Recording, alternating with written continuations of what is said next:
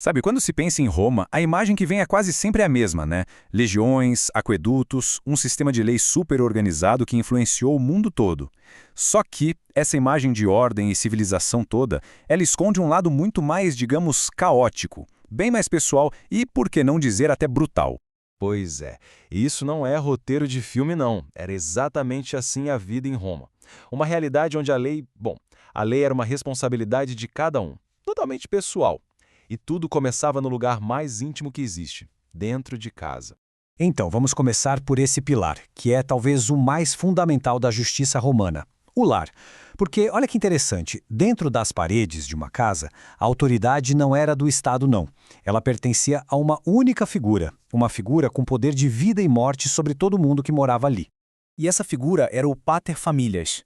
Agora, é muito importante entender, não dá para pensar nele como um pai no sentido que a gente usa hoje. Não mesmo. Ele era a lei. A autoridade dele, a chamada pátria potestas, era absoluta. E mais, era vitalícia. Quer dizer, enquanto esse homem estivesse vivo, todo mundo que vivia sob o teto dele, não importava a idade, estava sob o seu comando direto. E é aqui que a coisa fica chocante. Porque esse poder todo não era só simbólico, sabe? Era muito real. As fontes históricas confirmam que um pater-familias tinha, por lei, o direito de executar os próprios filhos, dentro da própria casa, e sem nenhuma interferência do Estado. Na prática, o lar era um tribunal privado e a pena de morte estava literalmente na mesa. E esse exemplo que está aí na tela, ele vira de cabeça para baixo tudo o que a gente pensa sobre poder. Pensa só, um cônsul de Roma, um cara de 40 anos, um dos cargos mais altos da República, se o pai dele ainda estivesse vivo, ele era, para a lei, um menor de idade. Não podia nem pegar dinheiro emprestado por conta própria. Agora, olha o contraste. Um jovem órfão de 18 anos, por ser o chefe da família dele, o pater-familias, era totalmente independente, tinha autonomia jurídica completa. O ponto-chave aqui é esse. A verdadeira autoridade em Roma não vinha da idade nem do cargo, vinha de ser o chefe de uma família. Ok, agora que a gente já entendeu como a coisa funcionava dentro de casa, vamos sair para a rua. Porque se no lar a justiça era privada e absoluta, o que será que acontecia no espaço público? A resposta é bem direta. Um verdadeiro vácuo de poder. E olha, a comparação que as fontes fazem com o Velho Oeste americano, ela é simplesmente perfeita. É para esquecer completamente a ideia de uma polícia patrulhando as ruas. Isso não existia. Em Roma, cada um estava por si. Se alguém sofria um crime, a responsabilidade de ir atrás de justiça era 100% da própria pessoa. E esse processo legal romano mostra bem como a coisa era complicada. Não era só apontar o dedo e dizer foi ele, não. Era preciso primeiro encontrar o agressor, depois capturar o cara na força mesmo e aí prendê-lo na sua própria cadeia particular. Sim, é isso mesmo. As casas podiam ter celas. Só depois de tudo isso é que se podia arrastar a pessoa para frente de um juiz. Ou seja, era um sistema que dependia totalmente da força, do dinheiro e dos recursos de quem tinha sofrido o dano. Bom, com um sistema oficial tão difícil de acionar, é natural que os romanos tenham criado outras formas de fazer justiça, né? E uma das mais fascinantes, para não dizer outra coisa, era usar a opinião pública como uma verdadeira arma. Imagina a situação. Alguém deve dinheiro e simplesmente não paga. Uma tática muito comum era o tal do conviction.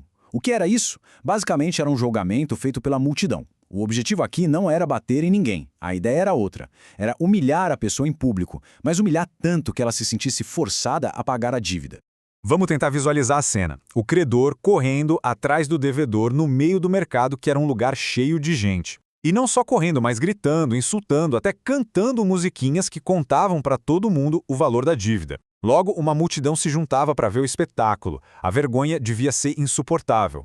Era uma espécie de teatro de rua, bem brutal, mas que funcionava. Porque naquela sociedade, a reputação de uma pessoa muitas vezes valia mais do que qualquer proteção que a lei pudesse oferecer.